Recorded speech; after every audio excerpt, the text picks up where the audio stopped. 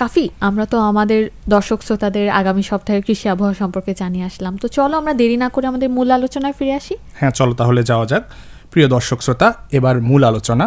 অনুষ্ঠানের এই অংশে আলোচক হিসাবে আমাদের মাঝে উপস্থিত রয়েছেন ডক্টর মোহাম্মদ আবদুল্লাহ আল মাহমুদ, অতিরিক্ত উপপরিচালক, উদ্ভিদ সংঘনিরোধ উইং, কৃষি সম্প্রসারণ অধিদপ্তর, খামারবাড়ি, ঢাকা। আপনাকে আমাদের অনুষ্ঠানে স্বাগত জানাচ্ছি। জি, আপনাকেও ধন্যবাদ। ডক্টর মাহমুদ, প্রথমেই যদি আপনার কাছে আসি, যে বর্তমানে আমরা এত শুনি যে বৃক্ষরোপণ এটি অত্যন্ত গুরুত্বপূর্ণ, তো কেন আসলে বৃক্ষরোপণ এত গুরুত্বপূর্ণ? এবং আরেকটি সম্পূরক প্রশ্ন যদি করি, যে এই বৃক্ষরোপণের উপযুক্ত সময়টি আসলে কখন? ধন্যবাদ, এটি খুবই গুরুত্বপূর্ণ একটি প্রশ্ন করেছেন। আমি শুরুতেই বাংলাদেশ বেতারের সম্মানিত শ্রোতা যারা আছেন তাদের প্রতি আমার শুভেচ্ছা এবং ভালোবাসা জানাই শুরু করছি। আসলে বৃক্ষরোপণ বা বলতে আমরা যখন একটি গাছ লাগাই তখন কিন্তু শুধুমাত্র একটি চারা রোপণ করা বোঝায় না। এটা বিষয়টা এরকম যে আমাদের জন্যে, আমাদের সন্তানের জন্যে এবং ভবিষ্যৎ প্রজন্মের জন্যে একটি নিরাপদ এবং বাসযোগ্য বাংলাদেশের জন্য ভিত্তিপ্রস্তর স্থাপন করি। জলবায়ু পরিবর্তনের প্রভাব আজকে প্রকট আকার ধারণ করছে। তাপমাত্রা বেড়ে যাচ্ছে, কোথাও বন্যা হচ্ছে, খরা হচ্ছে, জলোচ্ছ্বাস হচ্ছে, আকস্মিক বন্যা হচ্ছে, নদী পাড় ভেঙে যাচ্ছে। এইসব কারণে কিন্তু বৃক্ষরোপণ যে শুধু পরিবেশ বান্ধব এই কারণে নেই, বরং আমাদের অস্তিত্ব রক্ষার জন্যেই বৃক্ষরোপণের দিকে আমাদেরকে যেতে হবে।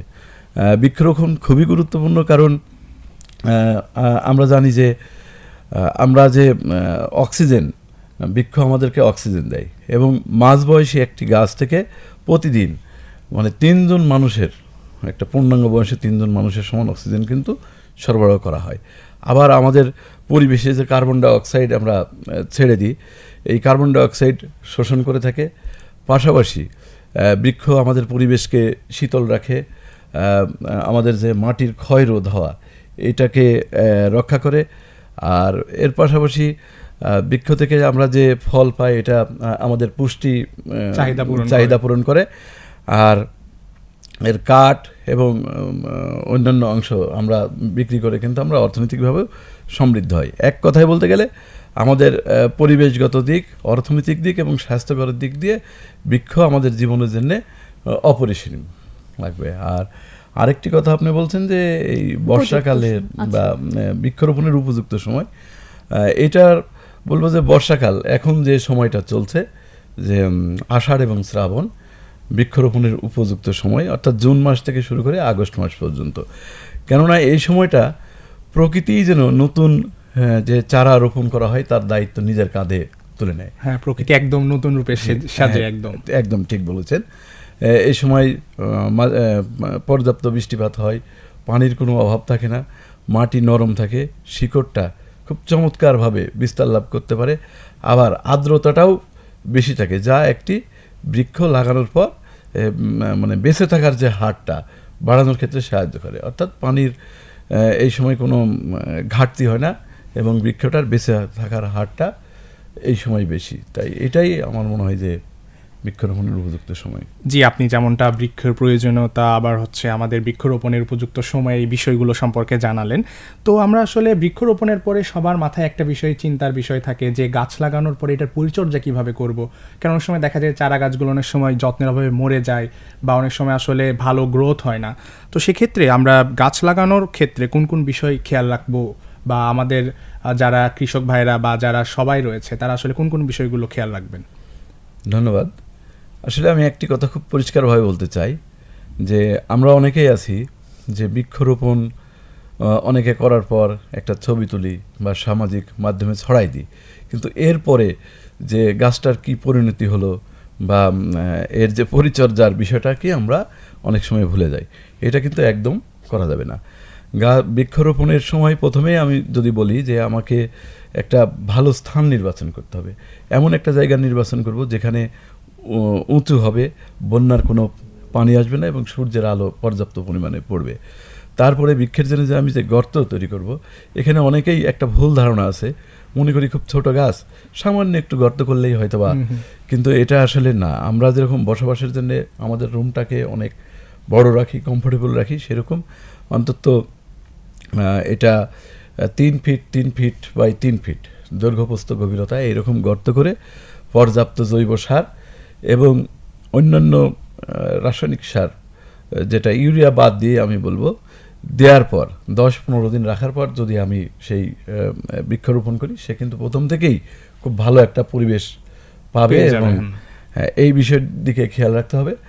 আর আরেকটি বিষয় যে জাত তো অবশ্যই ভালো জাত নির্বাচন করব, সেই সাথে মানসম্মত আমাদেরকে চারা ওখানে কিন্তু রোপণ করতে হবে, যেগুলো সুস্থ সবল নিরোগ এরকম ইয়ার রোপণ করব। তারপরে আন্তঃপরিচর্যা আছে, তার আগে অনেকগুলো ব্যবস্থাপনা আছে, যেরকম আমি যদি বলি পানি ব্যবস্থাপনা। এখন বর্ষাকাল ঠিক আছে, কিন্তু এরপরে তো আবার পানি শুকনো সময় চলে আসবে।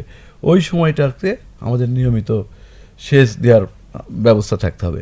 পাশাপাশি সার ব্যবস্থাপনা, আগাছা ব্যবস্থাপনা, এটা কিন্তু খুবই গুরুত্বপূর্ণ। বিশেষ করে বর্ষাকালে এই সময় গাছের পাশে অনেক বেশি আগাছা ঘাস হয়ে হয়। যায় আসলে। এবং আরেকটি বিষয় কিন্তু হয়ে থাকে, বৃক্ষরোপণের পর অনেক সময় অফশুট, অর্থাৎ অনাকাঙ্ক্ষিত যে ডাল বের হয়, এটা যদি দীর্ঘদিন আমরা খেয়াল না করি, তাহলে আমার কাঙ্ক্ষিত যে গাছ, এটা বাদ দিয়ে দেখা যাচ্ছে যে আমরা যেটাকে বলি জংলি বা প্রয়োজন নাই, ওইটা বড় হয়ে যাচ্ছে।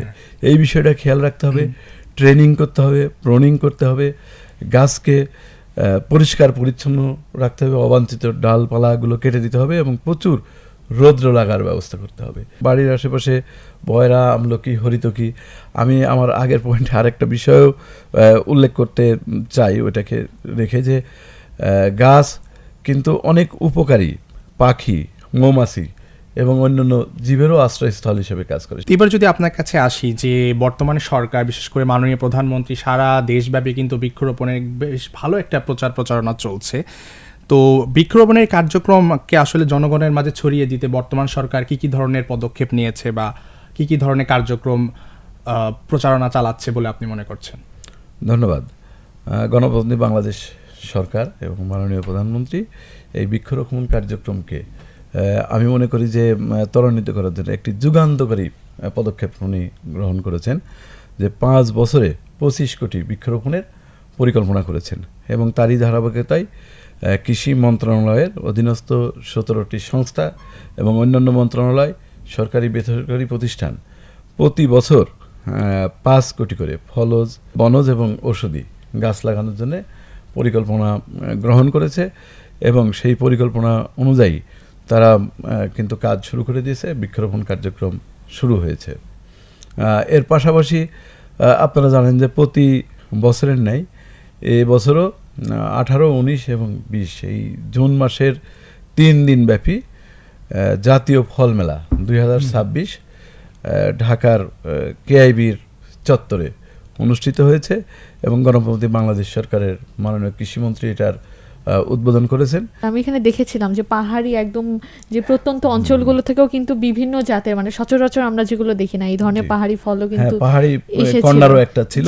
জি। সেই সাথে এই মেলার আরেকটা বড় বিষয় ছিল যে এবার একযোগে, অর্থাৎ ওই 18, 19 এবং 20 জুন বাংলাদেশের 64টি জেলা এবং সবগুলো উপজেলাতে ফল মেলা 2026 পালন করা হয়েছে এবং সবার কাছে পরিষ্কার মেসেজ দেওয়া আছে যে এখন ফল গাছ বা এই গাছ রোপণের উপযুক্ত সময়।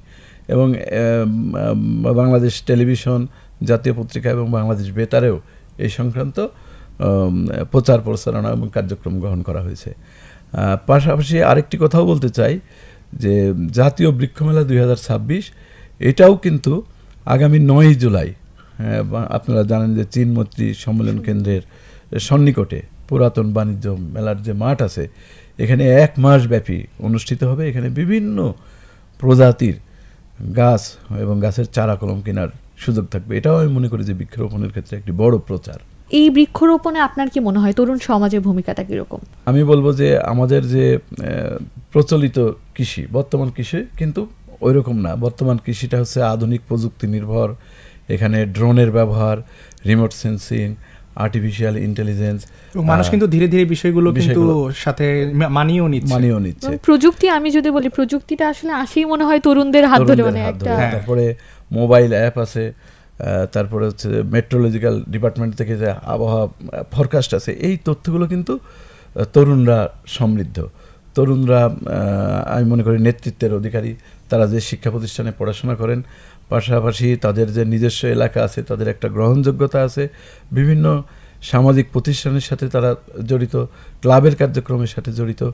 এই আধুনিক কৃষি সম্পর্কিত জ্ঞান কাজে লাগিয়ে তরুণরা খুব সহজেই এই বৃক্ষরোপণ কার্যক্রমকে দ্রুত ছড়াই দিতে পারে। তাছাড়া আরেকটি বিষয় আছে যে সামাজিক যোগাযোগের যে মাধ্যম, এই মাধ্যমগুলোতেও তরুণরা এই বৃক্ষরোপণ সম্পর্কিত তাদের যে কার্যক্রমগুলো ছড়াই দিয়ে কিন্তু আমাদের প্রচারের ক্ষেত্রে আরও অগ্রণী ভূমিকা রাখতে পারে।